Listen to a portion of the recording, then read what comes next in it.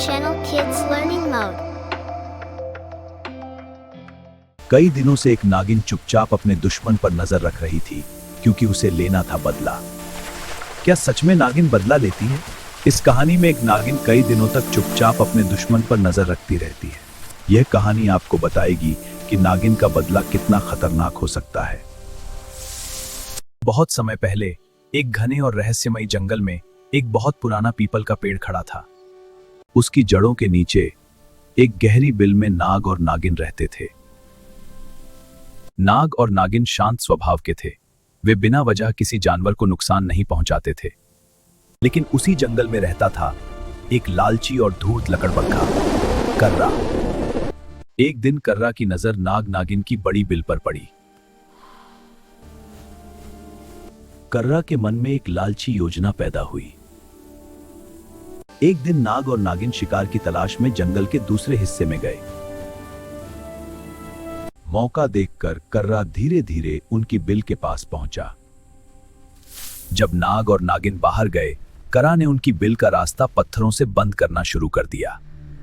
शाम को जब नाग और नागिन लौटे तो उन्होंने देखा उनका घर बंद हो चुका था। तभी अचानक झाड़ियों के पीछे से कर्रा कूदकर बाहर आया और शुरू हुई भयंकर लड़ाई।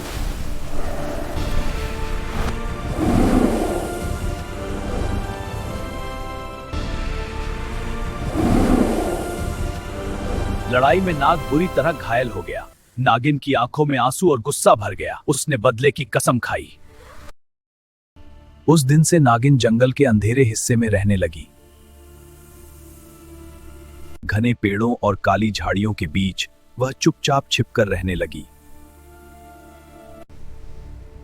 लेकिन उसका गुस्सा अभी खत्म नहीं हुआ था।